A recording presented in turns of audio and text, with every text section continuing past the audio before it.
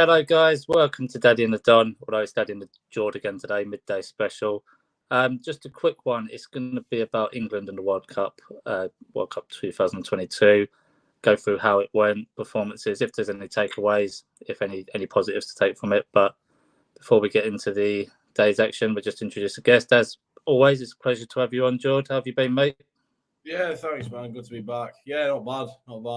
Just been fully embracing the World Cup at the moment. Obviously, I always love it when it rolls around and blink and you miss it. It's already nearly finished. It's already nearly over. We've only got 3 games left. Well, it's been quite a quick turnaround, obviously, because of the Euros getting postponed a year. So it's almost like we've had a year and a bit, and then the World Cup, and it's going to be another year and a bit, and the Euros, I suppose, isn't it? So it's not too much of a turnaround this time. But how have you been finding the World Cup in general? Obviously, taking aside any disappointment over England, etc. Have you found the tournament as a whole? Yeah, I mean, the group stage was, I thought it was very mediocre at best. There were so many boring games, like 0-0s, and then close 1-0 games against crappy teams that you don't really be wanting to watch. But, it's all right because Infantino plans to expand it to 48 teams, so we just get 16 more crap teams in it next time. So I said before the knockout stages, the World Cup for me doesn't begin until the last 16. And I think once again that's been the case this time. The group stage didn't really have much drama in it, apart from maybe the group with Ghana in it and South Korea. So, yeah. Well, I'd say maybe the Belgian one, although I know you tipped them as your dark horse, but if you look at it theoretically, that team they put out in all 3 games, you probably wouldn't be too surprised they didn't get out of that group fielding those players that all sort of injured past it. And I don't know, it just seemed from that Canada game, I know they won, but it just sort of made me fear for them straight away after I saw that first display. Yeah, I mean, I wasn't too bothered after that because I thought, how many times do you see teams get off to a bad start in the first game and then they turn it around? As Spain won the World Cup, they lost the first game. When Germany won the World Cup, they drew the first game again. I can't remember who it was, but it was it was a team they were expected to beat. So I wasn't too bothered after that. It was after the Morocco game that I thought there's something seriously wrong. Yeah, I think again, looking at the last 16, I think most of the games were pretty much there, other than that group and maybe Spain and Japan being the wrong way around. Everything else seemed to pretty much go to plan, I suppose, didn't it? And then obviously got into the meat of the action. Quite a lot of the games went to extra time and penalties, which for me shows there's probably not a massive class in difference in all of these teams. There's not like a clear 2 or 3 that were the favourites. Like all the top tier teams seem to be able to beat each other, in my opinion. Yeah, I think it was. I mean, we were saying, weren't we, when we did our predictions, it's probably not going to work out like this, but we weren't actually too far away. And when that's the case, I think it shows that it's less competitive. So the last thing that you should be doing is adding 16 more dog water teams into a tournament that's already got plenty of fodder in it already to just get beat by all the big teams. Everyone takes points off them and move on. I think the only exception this year has probably been Morocco. They're the only exception to the rule. Well, if you look at when you say like the fodder teams, so all the teams that have gone and smashed cannon fodder. So I know it was the last 16 games, but Brazil's game against South Korea was quite one-sided. Group game, Spain, massive 7-0 was it? And us beating Iran, was it 6-2? So all the big results, all those teams are now out. So to me, that just says the irrelevance of those games, because you're getting those big wins and then you can't get past the quarterfinals. Yeah. So obviously we'll move on to the depressing bit now. So England. So how did you find, just in general, compared to like previous tournaments? Obviously you're going to look at it and say, well, we got to a semi-final, got to a final of the Euros, and now we've gone quarterfinals against people are going to say, oh, it's not as good. But did you think England-wise we did as expected, or do you think perhaps we didn't? People who are saying... Oh, you're on mute, mate. Hello? Can you hear me? I'm not on mute. Can you hear me? Oh, you're on mute, mate. We can't hear you. Oh, fuck's sake. Let's see if we can get Jordan back on in a sec. Having a bit of technical issues. I don't know what was going on. I wasn't on mute. You couldn't just hear me. Yeah, no, it wasn't coming across as a sound there. But yeah. So anyway, as you was. Yeah. So people who are saying, "Oh, well, we only got to a quarter, we got to a semi last time." They're the kind of people that only watch England in big tournaments. They don't watch football regularly. Everybody knows being in a semi-final and losing to Croatia is worse than being in a quarter and losing to the world champions.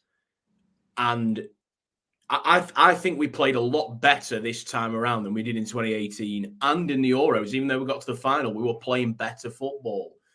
And it's like the argument that Stoke had when they had Tony Pulis. Would you rather just be achieving like the absolute maximum you can, but playing dead awful football and having to watch it every single week? Or would you rather take a bit of a risk and play more exciting football that people are going to be more interested in watching? I'd always go for the latter. If I've got to watch a team play for like 4, 6, 8 years in the cycle of the manager at international level, I'm going to be so just run out of energy by the time that you actually get anywhere. And even then, you might not get anywhere. Like we didn't under those boring tactics that Southgate employed at the Euros. We ended up losing anyway. So it was a complete waste of time being that defensive. I thought we played better. The system was a lot better. He did play that 4-3-3 in the first 2 games, at least, that I recommended. I'm just going to take some credit for that. So, yeah, I was impressed with the way that he sort of ditched the tactics that we were all expecting. Didn't play 5 at the back. Didn't play with 2 holding midfielders. And we created a lot more chances. Did you find, though, despite that, like Kane still got a bit isolated at times and it was a bit frustrating to watch in certain games? Yeah, because against France, he didn't really do anything, did he? He never really had any big chances, apart from what we're going to come on to. But in terms of in-play chances, he didn't actually have any. Not that I can remember, anyway. I just find it strange, like when you've got that good a centre forward and then you don't play directly to the strengths of that player. Like, I could understand if it was just a big lummox, like the guy for Holland that you're just throwing balls up to.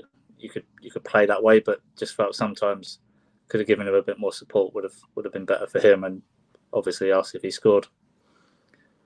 Yeah, I think like in the France game itself, though, I know we lost, but I think that was just more from them being clinical in their chances. I think we actually gave them like quite a good game in there, so it's not anything to look at and just say the team was shit, the manager got it wrong, etc. I think it was just literally you hit the nail on the head. You lost to the world champions in a close game. Yeah, exactly. There we go. Wondering what Mason Mount brings to the team and how did Maddison not get any minutes? So I was thinking that when he came on, fair enough, he won the penalty, that he was getting absolutely nowhere near, just out of interest. But like, I was just thinking maybe that's a sort of throw of the dice where you just stick Maddison on and he actually does something magical for you. But again, his train set, he's gone with what he knows. Yeah, about Mason Mount, I put a tweet on after the game had finished, and this was literally minutes after the game had finished. And I said, Mason Mount can get in that camp with the ref. Never want to see either of them anywhere near an England game ever again. I don't know why Chelsea managers have always raved about Mount, and England managers have always, well, I say England managers, Southgate's always raved about Mount. What does he actually do? What does he actually do that the rest of the team and the rest of the midfielders can't do? If I'm looking through these midfielders, I can name you every single person in this midfield that we've got. They can all excel at one thing, or they prove that this World Cup that they could excel at one thing. Henderson, leadership. Bellingham, leadership. If you want to include Foden and Grealish, they've got the flair and the I can't fucking say it. Dynamism off the bench. So they're offering something. Gallagher, he offers press. We never saw him play, but he offers that press. And I still think he's one of the best pressers in the Premier League, and he would certainly be the best presser in this England team. So they all offer something. What does Mount offer? Absolutely nothing. He doesn't press. he doesn't. He's not got a cracker of a left foot in him. He's not got a free kick in him. He's not got any danger from range. He's not a playmaker.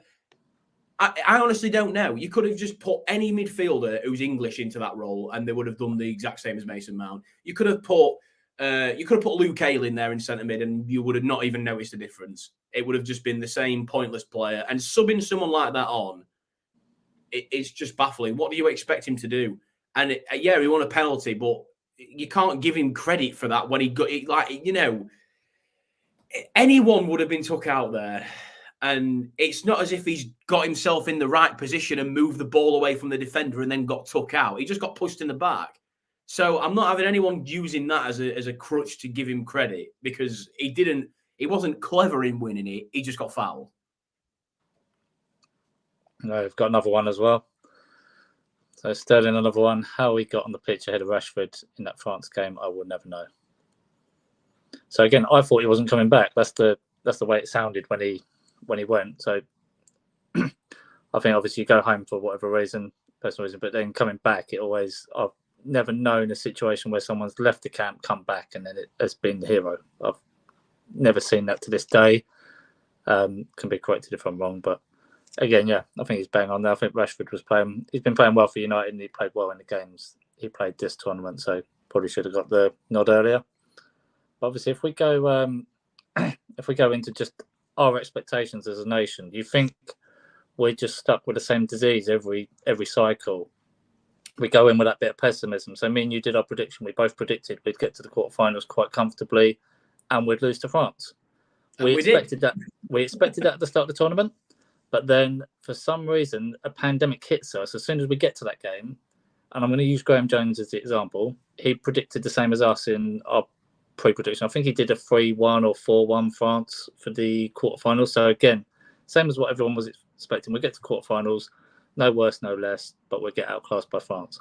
But by the time game time comes around, he become part of the plan. This isn't a knock on him. This is what happened to like near enough every Englishman during the tournament. It's like, oh, we can go and win it now. France aren't that good. France are shit now, and you get caught up in that like web of deception where you actually believe the stuff you're told to believe, and then we go out there, we lose, and we all feel hard done by, like we should have won the World Cup. Which, again, I don't think they're saying like this group of young players that we've got now how fantastic it is. But you go back to like the mid 2000s, and we had the back four of Ashley Cole, Gary Neville, Rio, and John Terry, who were probably like the top 5 in their positions across Europe at the time in their careers. And you go and look at our back line now, and you couldn't give Harry Maguire away in a raffle. And you're trying to compare that this generation is better than the previous generations, which we did Dick all in as well.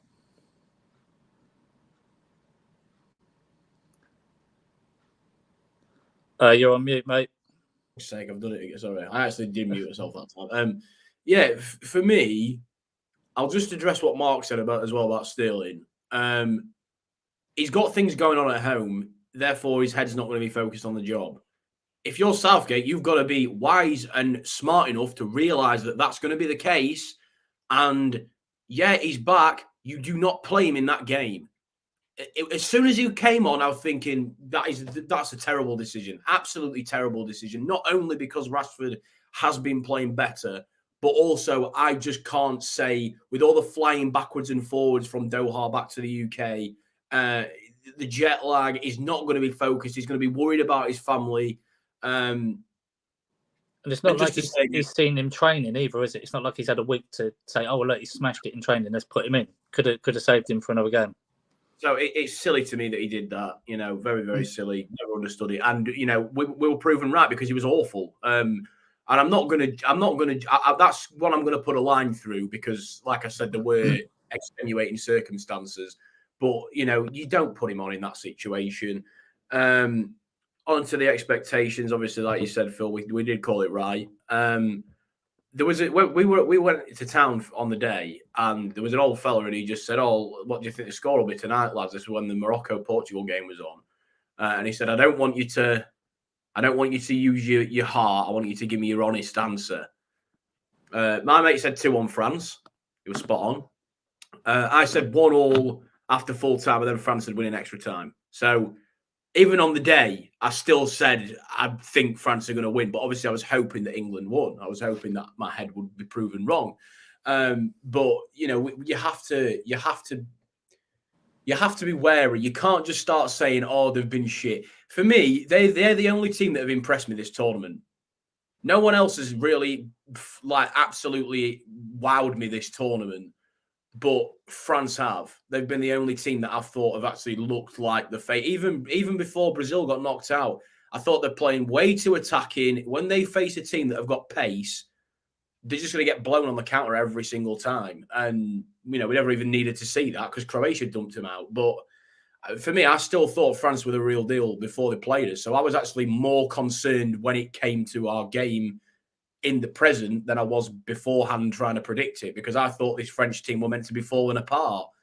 They've looked nothing. They've looked like nothing of the sort. They've looked like a together unit that are all playing together very well. So, yeah, disappointed obviously because you still feel like you've got a chance. You still feel like, you know, you're in it to win it. Morocco will think they've got a chance of winning the World Cup. Croatia will think they've got a chance of winning the World Cup. You've got to be in it to have a chance. So now we're out, we've got no chance. It's like, well, obviously you're going to be disappointed about it. Yeah, and just going back to the France bit, I know where people are getting the concept of, France are there to be beaten, but I feel like they've just been going through the gears in this World Cup, and they've just been playing when they had to play, like against Australia. They went behind, dicked about in the first half, and then just said, right, let's sort this out. Went and smashed 3 goals in the second half, and that was job done. And what was it? The Tunisia game they lost didn't make a difference because they were already top. They messed about with players and formation, so I don't think it was an issue. And then they were quite rampant in the last 16 as well, weren't they? So again, I sort of agree with you. I think they're a bit of a steam train waiting to happen. And you can say all you want about them, but like, if you compare the two teams, you say our team to their team and try to make a case for us. We don't take our chances and we don't create clutch chances to score. Giroud got that chance, he put it away. And you can't knock a team that take their chances and are good when they have to be good, if that makes sense. Well, Phil, if we look at Morocco, obviously, I'm pretty sure I speak for most people when I say everyone wants Morocco to win the World Cup. Or a vast majority of people want to see Morocco cause possibly the biggest sporting upset of all time and go all the way. I can't really speak for them because I don't know the team very well. I don't know like how they work in tournaments and things. But if we look at Croatia, Argentina, and France, every single one of those teams has what I call a superstar. So it's a very Americanized term. You see it in the NFL, you see it in the NBA. You've got that superstar player who can carry the team. And they've done it in big tournaments to either win in big tournaments or getting to finals of big tournaments. Croatia have got Modric, as old as he is. He's still playing. He still looks just as good as ever. France have got Mbappe. And Argentina have obviously got Messi. Morocco have clearly got someone, but I don't know who. But who've we got? I'm not going to call Kane because I've never seen him carry the England team on his back. Not in the same way that Messi, Modric, and Mbappe have. They've actually dragged them to a win. Because when Mbappe got that hat-trick against Argentina, they would have been out if he wasn't playing that game at the last World Cup. So he dragged them out of that. We've not really seen it from Kane. We've seen penalties, ironically, that he scored in pressure situations to take us through. But he's never, in my opinion, he's never single-handedly dragged us to a final or obviously to a big trophy. And I think that's what we were lacking. We didn't have that player that everyone could just pour the pressure on and they just wolf it down and get on with it and go out and score. We didn't see it. He looked nervous to me against France. I'd say that second penalty especially, he looked like he was fanning about a bit more with his socks, with his routine. You know, instead of just doing what he would normally do, he looked like he was trying to get in Lloris's head more than just worry about what he does, if that makes sense.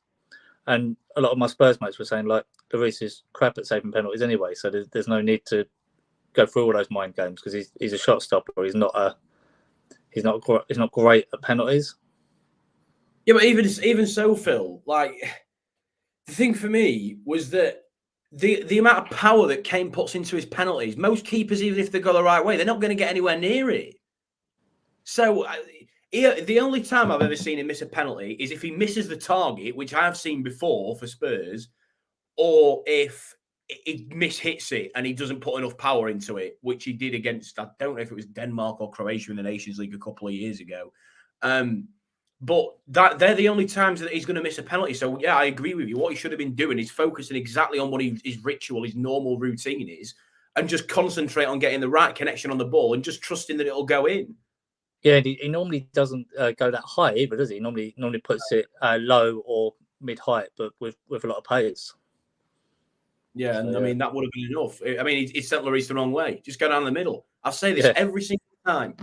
9 times out of 10, just go down the middle, because there's no way that Lloris is going to stand still there.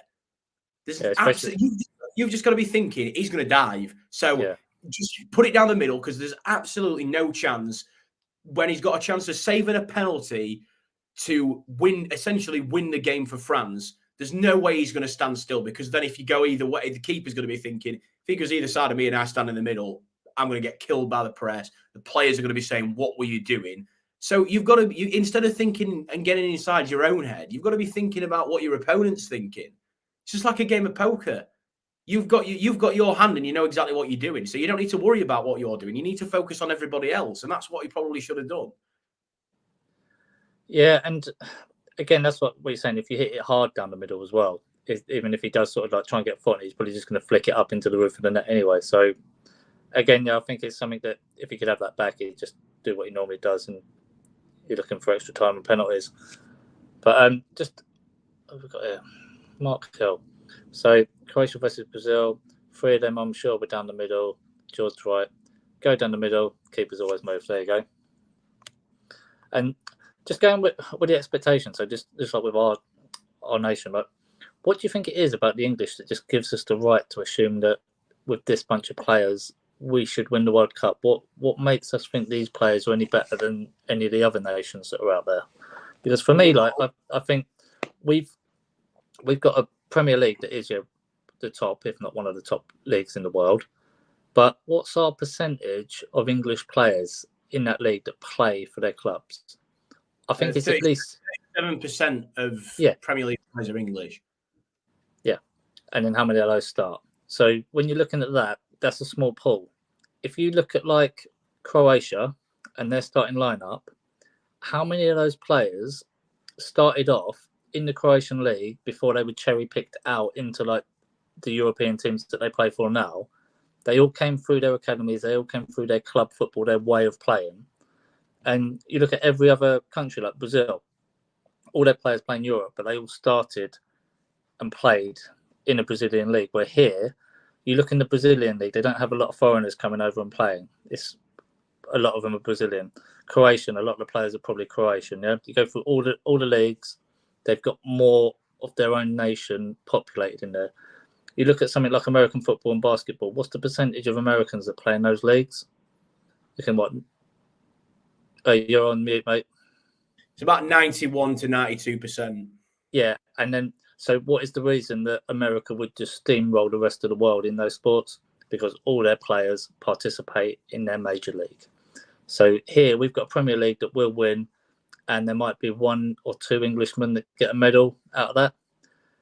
So you can say, oh yeah, Phil Foden, but then Phil Foden hasn't got all those players around him when he then comes to the World Cup. He hasn't got Pep managing him. So yeah, we have got all these great players that are part of other great teams, but it's not like these players all play together in one great team that win everything all the time. So I think you just look at things like that, and then like let's have a look at like older teams. So we've won absolutely nothing. I'm just going to read a list out here. So when was the last time we beat a decent team at a World Cup? Can you remember off the top of your head? I mean, we should have beat Argentina in France '98. Well, that was just pure robbery. Well, that's quite a way we've gone back. I'm going to guess we maybe beat someone in Italia '90, maybe. So we beat Argentina 1-0 in the group stage in 2002. And since then, didn't even have then? Who did Argentina even have then? Because they were going for a bit of a quiet period around then. So our CV hit list since that day: Trinidad and Tobago, Ecuador, Slovenia. No one in 2014. We drew 1 and lost 2. Roy Hodgson. Then we've beat Sweden, Colombia on penalties, Panama, Tunisia, Iran, Wales, and Senegal. What right do you have to expect to win a World Cup when that is your CV of victories in the last 20 years? You can only, what I will say at first is you can only beat what's in front of you, right? But we didn't. We didn't. We drew with Nigeria. We drew with Costa Rica. Yeah, exactly. We lost to absolute chuff. But that's the argument that I'm seeing a lot of people say. It's you can only beat what's in front of you. Yeah, but the problem is we do get good teams in front of us and we can't beat them. So you can't make that argument. But that's what seemingly lots of England fans are trying to say, which is just ridiculous. France were in front of us and we didn't beat them, did we? So yeah, exactly. Croatia were in front of it. They weren't even really that good a team. They got detonated by France in the final. So, but yeah, we I don't know where it comes from, this arrogance of we think we're going to win every tournament. We're not that good. I just need to get it out there. We're a good team. We are not a great team. If I'm looking in the world right now, just off this World Cup, teams that I think are better than England, Portugal I think are better than us. France are obviously better than us. Brazil are better than us. Spain is probably borderline. If they had a striker, they would almost certainly be better than us. I'm probably missing a whole load off as well. But the thing is, at the minute, Phil, I think that the difference is that there's a lot of other teams that are underperforming right now. So it comes from that side of things where people are thinking it's a good opportunity because while Germany is still asleep, while Brazil have just fucked it up, while Portugal have just fucked it up against Morocco, it's just starting to open up for us. And I actually thought Argentina and the Netherlands the other night, I thought they both looked very beatable. And I also think that Croatia are going to knock Argentina out tonight. Because I just don't think they look good enough. They're so reliant on Messi, and he's gonna have Guardiola's gonna be watching him like a hawk. And they've got that Sosa at left back who's rapid. They've got that what's his name, Rijanovic, who plays for Celtic, rapid, and then they've got Brozovic who's covered more ground than anyone else at this World Cup. They've got the weapons to keep Argentina quiet. So, in terms of that, I think we did look better this World Cup than Argentina and the Netherlands. But how many times are we going to be able to say that? This was a fairly good opportunity if we got past France, and we failed. And that's because we just aren't on that level. We're not on that level. France are a better team than us on paper, and we might have played better on the night. It doesn't matter. The only thing that matters are the goals and how many goals you scored. It's as simple as that. I don't want to hear about XG. It's the most bullshit stat in the world. Don't bring it up to me because it's just going to wind me the fuck up. How can you have expected goals? You've got to put them away in the back of the net. That's the way you win games. You don't win games just by creating chances. And, oh, look, we had more good chances than them. Yeah, but you didn't finish them. So, well, Tchouaméni's goal wasn't an expected goal, was it? So that pours sort of shit all over those people that go with the XG because that goal was out of nowhere. You'd be happy for him to shoot from there because you'd back someone can get a block on it. Some keeper could have saved it.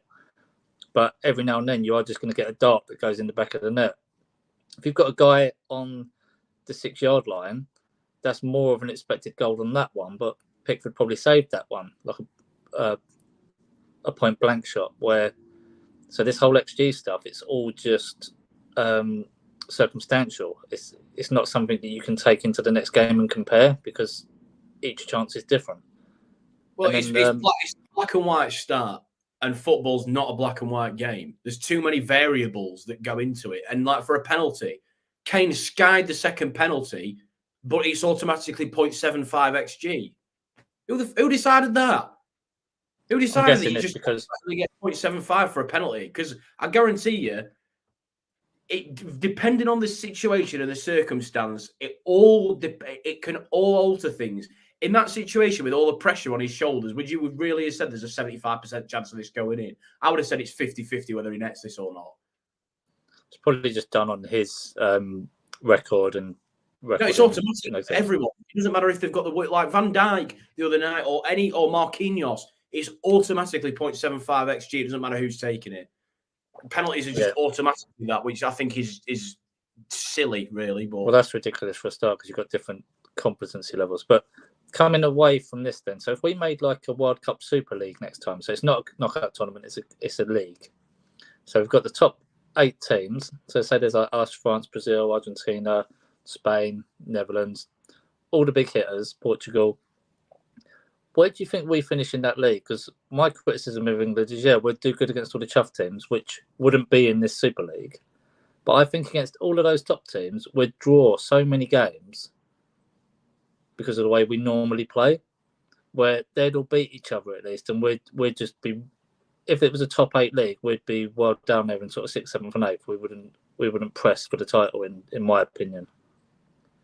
Yeah, I mean, I'm thinking as well, Portugal, we never seem to do well against Portugal in major tournaments, so we'd lose that almost certainly. That was another irritating thing the other night. Morocco did the business for us because although they've been the underdogs and we usually end up getting caught out by teams like them, I would have much rather faced Morocco because we never seem to beat Portugal. And I thought, well, they've done us a favour there. They've knocked Portugal out, so now we really have to go and beat France, and it was even more irritating that we didn't. But yeah, in a league like that, I mean, I'm assuming it's hypothetical unless Infantino's been at it again with a rum.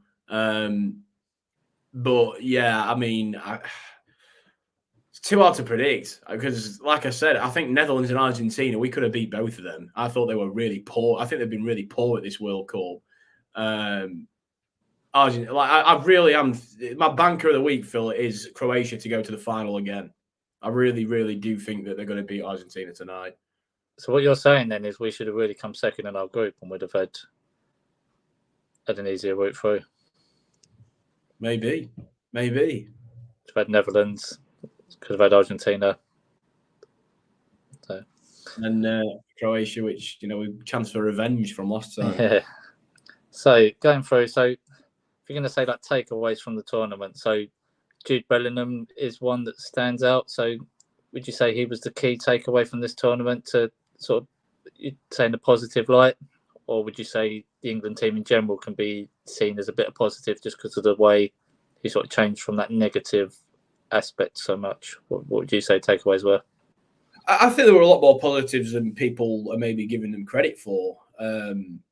I think Saka looked brilliant all tournament.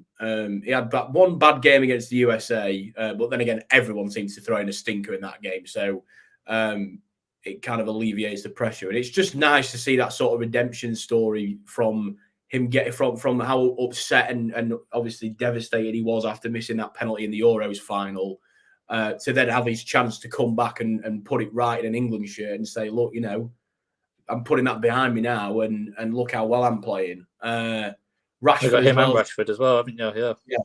Rashford as well to do the same thing. And also, moreover, for Rashford, I think the fact that he's been sort of out of sorts for the last couple of years, he's looked right back up to what he was sort of before this injury came about. So yeah, I think they're the two positives as well as Bellingham that I would take out of it. But yeah, it was good to see Maguire actually play football for once. I thought he had a really, really solid tournament. He was probably our best defender, I think, at the World Cup this year. And I don't actually think it's particularly close. I think he was brilliant every game. And that threat from corners as well. How many times did we target him and he was either nodding it down or hitting it on, towards the goal? He hit the bar, obviously, against Iran. And yeah, I thought it was refreshing to see that he wasn't going to be a big stinking pile of shit. Do you think that he's quite settled just playing for England then? Do you think that just the whole setup suits him more than it does at club level at the moment then? I think the whole problem with Maguire is his confidence in Man United is rock bottom. Absolutely rock bottom. And confidence is a big thing for players. And when you've got none of it whatsoever at club level, you're not going to play well for your club. He's got a manager who clearly doesn't believe in him. He's got fans who actively hate him, and he probably doesn't want to be there.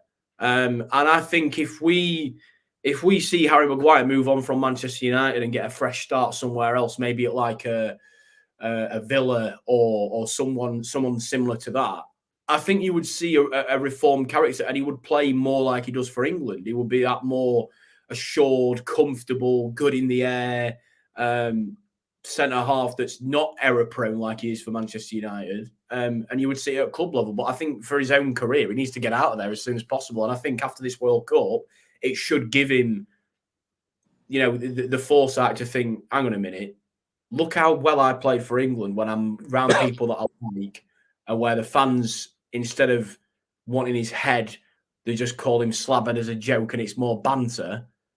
He's probably thinking, well, I don't want to be here anymore. And then maybe he moves on in the summer. Who knows? Yeah, maybe. So obviously a few positives to take away. So we're going to the manager now. So Southgate, do you think he's done enough to just carry on in the job? He's just kept it ticking over, or do you think it needs to be freshened up now? So he's had 3 major tournaments. Do you think it's worthy to just stick with the status quo and go for a 4th, or do you see anyone else out there that can take us to the next level? See, I'm not Southgate in or out. I think it's harsh to sack him off the back of this, because I think we've finally actually seen football from Southgate that has looked good. It's looked like good football. Yes, big up Ravi. It's looked like good football, but when we've got the team that we've got, I think he should be doing a bit better even still. But in this tournament, he seemed to get the job done. And against France, they've got a better team on paper. I've already said this, so probably don't expect to win that game. However, when you look at the free agent market at the moment, and we see what managers are out of a job and what managers have verbally said that they would be willing to take a job at international level, it's incredibly rare to see world-class club managers be open to come and manage a country. We just don't see it. We really, really don't see it. I think the only 2 names the only name that springs to mind that was at a big, massive club before he came to us was Capello. And he was shit, but he was still a big name manager at the time. But no other countries that I can think of. Maybe Hansi Flick recently. That's really backfired. But again, there were probably reasons for that. Hansi Flick was Joachim Löw's assistant, and he's taken a lot of the tactics and things from Löw that clearly don't work for that German team anymore. And that's, in my opinion, why Germany failed. And Capello, he'd never managed in England before, so it was probably not going to work. But if you get someone like a Tuchel or a Poch that have managed in England, and they've managed some of the players in the team that play for England, and they've, in Tuchel's case, he's won a Champions League with an English side. I think that, to me, he would be perfect for England. I think Tuchel, if we got Tuchel, I think he automatically makes us favourites for the next Euros, especially if it's back in his home country, which it will be, obviously. And I just don't think it's an opportunity you can pass up, Phil. So while it might seem harsh, I think you should go, because you've got the opportunity to bring in a world-class manager, and we might not get this opportunity again for a long time.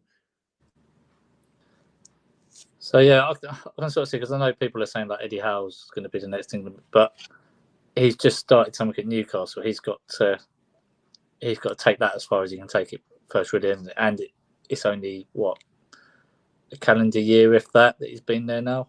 It's not even a year, is it, that he's been there? So I don't see that as he'd leave that situation, because he's potentially going to have the biggest treasure chest in English football to play with in the next couple of windows. So it's probably more beneficial for him to just stay there. He'll get a big payout if he gets sacked. Taking the England job is just, again, it's going to be a poison chalice. And I think, like what Ravi said, they are just going to look to employ a yes man. They're not going to give someone like Pep Guardiola, when he's finished at Man City, the job and say, go and do what you want with it. They're going to want someone that they control. Southgate, as much as you can rate him or not rate him, he wasn't overly great at club level. Didn't really have an amazing club level career, was it? It was what he did with the under-21s that got him that promotion. So again, maybe they have to look like what you said. Don't take a big name. Take someone who's doing a steady job. Say like Graham Potter before he got the Chelsea job. You know, if they just slipped him into the England setup and just said, you're going to manage the under-21s and then we're going to fast track you to the England job when Gareth goes out. I can't see them then making that move. Now he's gone to Chelsea. That move's out of the window for me now. Because as soon as they go up to that level, it's very hard for them to sort of like slide back down with the expectations. Yeah, but to me, Phil, this is it's just idiocy. It's idiocy. You don't want a yes man. You don't want a yes man. You don't want someone that you can just tell what to do. You want a manager that can think for themselves, that can decide things for themselves. I don't know why the fuck the FA is sticking the nose in. If they want to win a World Cup, if they want to win a major tournament, you know what they should be thinking? We need to bring someone in that can do it for us, because we failed. We failed at this time and time again. And the definition of madness is doing the same thing and expecting different results. They've done this with managers for years. They've cherry-picked them, handpicked them, they've groomed them to be managers, and it's never, ever, ever worked. It's never worked. So they need to just have a different approach now. They did it with Capello and it failed because he was over the hill and past it. He was nearly 60 when he took the England job. Or he was 57, something like that. It was past it. You can get Tuchel, who's in the prime of it. What is he, 40? That is his prime managerial years that he is prepared to give to this England team. I don't give a damn what your policy is on people we can control. It doesn't matter. When you can get an elite manager, he will do that job for you. Do you think they will, or do you think they will just go with the yes man, as Robbie said? Well, I'm afraid, I fear that's what they're going to do, but they shouldn't. They really, really shouldn't. Yeah, we'll see. But like you say, like when I'm at work, if I need someone to do a job, I don't go and do it myself. I go and get the best person at that section. I just say, can you just have that done for me by 2:00? And I just leave them to get on with it. I don't go and stick my nose in. As long as that person gets it done by 2:00, I don't care how he does it. So again, like what you say with the FA, they should sort of follow suit. So we'll just wrap things up now. So just your overall verdict. So would you say that was just sort of par for the course if you're doing it in golf terms? We've hit a par at this tournament, got to the quarterfinals. If you'd got the semis, maybe it would have been a birdie. Maybe the other way would have been a bogey. Fair assumption? Yeah, I think middle of the road, yeah. And a par is probably what I'd say. It wasn't a disaster. It wasn't great. It was fine. It was fine. It was disappointing, but it doesn't matter. If you don't win the whole thing, it's always going to be disappointing. You know, you might get to a final and you're going to be disappointed, but it's still good. Whereas with this, I mean, for whatever reason, I was nowhere near as disappointed with this as I was in 2018 and in 2020. I was absolutely gutted in 2020, but obviously that's probably because it's a final. But I think it's because we saw this refreshing style of football, and I thought we're actually playing good football for once. This is the first time I've seen this in ages. So I think that's probably why I'm not disappointed, because I know how young this team is, and this wasn't like Belgium. This wasn't our last chance.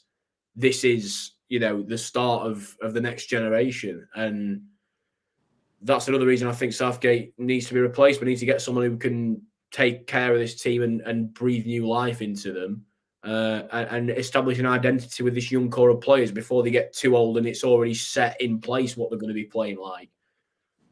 I was quite happy to see Foden like playing like most of the minutes as well, because I know the previous one he was used sparingly, and then I just thought that was sacrilege at the last one that he wasn't used enough. Yeah, I mean, you can also probably say this World Cup, I think Rashford, again, he's scored 3 goals, is the top scorer, and you don't put him on, you know, baffling. Yeah, you got well with a hot hand, haven't you? So, right, that's it. England are out. All hopes lost for another tournament. So, sticking to this World Cup, what are we going for then? We've got 4 teams left. What are we predicting the final? Obviously, the bookies are going to have Argentina versus France, with probably France as the favourite. So, what do you think is going to happen?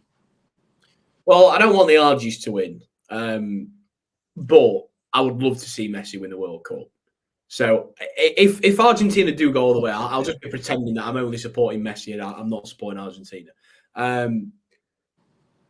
But I just, like I said before, Phil, they look like they're lacking too much. They look a real mess all over the place. There's no sort of, they're just playing really messy football. There's no, I mean, you know, pun very much unintended there, actually. But they're playing very unorganized, sloppy football. And aside from Messi, Lautaro Martinez has looked rubbish all tournament. The best thing he's done all tournament was score that penalty in the last game against. I was worried he was going to mess that up. He'd messed everything else up to that point, hadn't he? He's been terrible. Julian Alvarez has been all right, but he's too young and inexperienced, really, to be leading the line for Argentina in a World Cup. The defence is, I mean, I don't even know what to make of that. They have got three of the most different centre-halves I've maybe ever seen.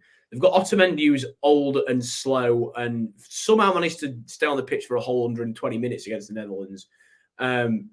But he's a step slow, so he can't play the ball like he used to. He's got Christian Romero, who's just an error waiting to happen. And then he's got Martinez, who is just the complete opposite of both of those. He's a smaller player who's a ball-playing centre-half. So in theory, it should mesh together quite well because you've got something that compensates everything. But the issue is they're not playing as a unit. And that's the issue with the whole Argentina team. They're not playing as a unit. It's basically, quick, give it to Enzo Fernandez. Fernandez, give the ball to Messi. Messi, go and do something. And sooner or later, when you're playing in a playground and you see all the kids just running around after the ball, isn't it? There's no one's like staying firm in their positions. That's what it's been like watching Argentina. And sooner or later, as good as Messi is, he is going to throw in a bad game by his standards where he doesn't score and he can't dictate the game. And I think that's going to be tonight against a robust Croatia team that have got the players to limit him. They've got a runner in Brozovic. They've got an elite centre-half who, in my opinion, has probably been the best defender in this entire tournament in Jasko Vardiol. But, yeah, never count Messi out because we've seen him win tournaments for Argentina basically single-handedly, albeit with the help of Di Maria in the Copa America. But, I mean, can he do it completely on his own with basically no help? Against Croatia, it's going to be tough. It's going to be tough. And I think Croatia will come out of this tonight. On the flip side, though, do you think if Croatia don't win this in 90 minutes and they make it to a final, having only beaten Canada in the whole tournament in 90 minutes, that's quite alarming for a World Cup. You've managed to get to a final only beating that team. Well, they did the same thing in 2018. They never won a single game in the knockout stage in 90 minutes, and they got to the final. Every single knockout, they had 2 penalty shootouts, and then they obviously beat us in extra time in the semi. So they've done it before. They've got previous. The one thing I will say, Phil, is they are what I've called them all tournament. They're football terrorists. They play the most disgusting, horrible to watch football you've ever seen. It's mind-numbing. It just makes you ill. But that's it frustrates teams. We saw Brazil. They were how frustrated they were, and then when they got pegged back just a few minutes later, it just knocked the stuffing out of them, and that's probably why they ended up losing the penalty shootout because they were frustrated to death. I hope not, because I'm not rooting for Croatia by any means, because realistically, I don't really want to see them back in another final because of the way they play. But I just think if I'm thinking again with my head instead of my heart says Messi, head, I can just see him grinding Argentina down and getting a scrappy goal and coming out of this tie. For me, like from a purist point of view, I'd like to see Argentina-France and a great final for obvious reasons, but I don't think I could get up for a Morocco-Croatia final. There's just something that tells me that would just be a horrible final to watch. Although I wouldn't begrudge Morocco winning it. I think it'd be quite good for like Africa as a whole, and like just all the minnows would have something to look up and follow then. But I can't see them beating France myself. I think France are the unstoppable machine at the moment, and it's just down to which one of the other two play them as to what type of game they're going to get in the final. I think if Croatia go through, like you say, it's going to be a bit of a bitty final. If Argentina go through, it might be a bit more end-to-end. But I'll probably side with France. I think they are in the top seat to win this one at the moment. Did you agree with that? So France is to lose. Yeah, I mean, me and one of my friends were saying the other night, whoever wins between France and England wins the World Cup. Whoever wins this game wins it. I think it's a very comfortable path to the final from now moving forward. For France, it is theirs to lose, I think. But let's not forget how good Morocco have defended at this World Cup. No one can seem to figure it out yet. No one can seem to work out how to break down this defense. It's odd. It's very strange because they've not got any elite centre-backs or defenders. Yes, they've got a Europa League winning goalkeeper, but they've not got like an elite goalkeeper. But there's somehow it keeps working and managers can't seem to figure out how to get past them. And is Deschamps going to be that man? I mean, he's the best manager left at the World Cup, but I mean, I don't know. It's going to be interesting, but I just think they will scrape through unless if they score an early goal against Morocco, it could be a long night for Morocco because then they're going to have to come out and play a bit more and they could get blown apart. But I'll be rooting for them anyway. But I think we could see a repeat of 2018 and it could well be France against Croatia once again. That would be my prediction. Yeah, I'm going to go France-Argentina. Obviously, Graham will say it's just a favourite. Favourite backing daddy, doing what he does best. Anyway, just on that point, we'll wrap that up. So thanks for joining us, Jord. As always, we'll try and get another one in before Christmas. So I'm sure the fans can't get enough of you. And we can see how the rest of the tournament went and look forward to Palace versus Fulham on the 26th of December. Can't wait to get back in there, can you, Jord? I can wait because we've got City at home, so I can definitely wait. Fantastic. For that. Mark Hill's already got his £11 ticket, so he's ready to go.